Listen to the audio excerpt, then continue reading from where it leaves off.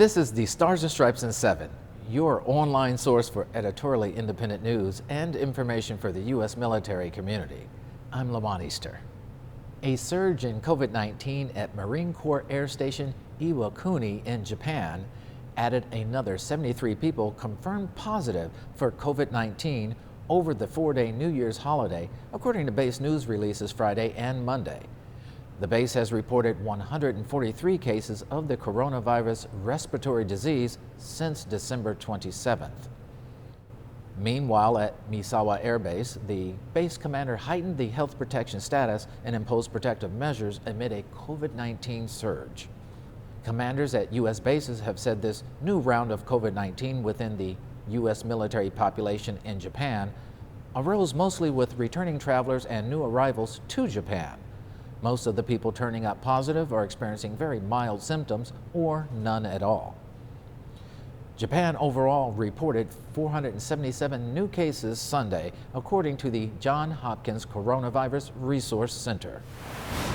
Meanwhile, in South America, Brazil will require international travelers who aren't vaccinated against the coronavirus to quarantine for 5 days in their city of destination after arriving by plane.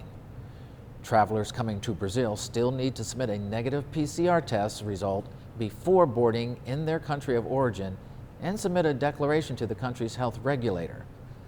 Unvaccinated travelers will have to take a new virus test after the 5-day quarantine period and must check in with a health agency center that will have their addresses. Brazil's government announced the quarantine requirement as worldwide concerns grow about Omicron. More than 616,000 people have died of COVID-19 in Brazil, the country with the second most deaths from the disease. Many of Brazil's major cities, including Rio de Janeiro, have either canceled or scaled back their holiday festivities due to fears of a new spread of the virus. Russia's latest threat to deploy intermediate-range nuclear missiles in Europe if NATO doesn't make new promises has one hitch. The U.S.-led NATO alliance says Moscow has already activated such weapons. Moscow wants the U.S. to restart talks over the now-defunct Intermediate-Range Nuclear Forces Treaty, which Washington pulled out of in 2019, saying that Moscow had already broken the Cold War-era agreement. The treaty put a ban on missiles with a range between 310 and 3,400 miles. The U.S. and NATO say Russia's recently developed SSC-8 missile system violates the weapons ban and poses a new threat since it can reach European capitals within minutes. The threats mark the latest in a series of warnings and tit-for-tat threats between Russia, the U.S., and its allies in NATO in connection with escalating tensions over Russia's military buildup around Ukraine. In response to the contaminated water issue in Hawaii, U.S. Navy divers are trying to remove jet fuel from a water shaft near Hawaii's Pearl Harbor after people using the water in their homes reported becoming sick. The water supply serves about 93,000 people. Navy officials believe about 14,000 gallons of jet fuel spilled at the Red Hill Bulk Fuel Storage Facility inside an access tunnel that provides fire suppression and service lines for the complex.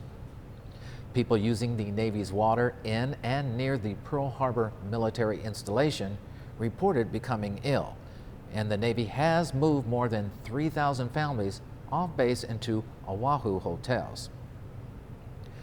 Divers are beginning to make progress and are now able to start skimming contaminants that have floated to the surface. Some sampling will be done to see how efficiently the Navy is at getting enough of the contaminants out for the volume of water that is actually being pumped.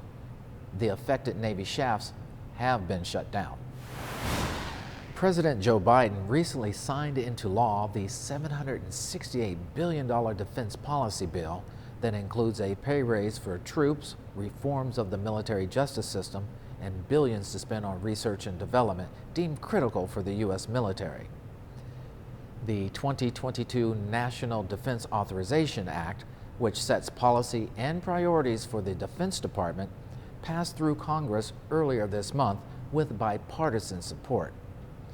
The NDAA includes $740 billion for the Pentagon budget.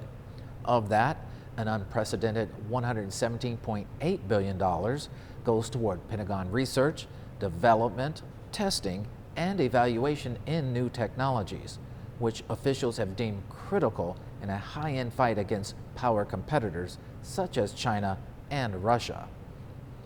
Among many reforms and new policies, the NDAA gives troops and civilian employees a 2.7% pay raise that begins in January, as well as a basic needs allowance for service members who qualify.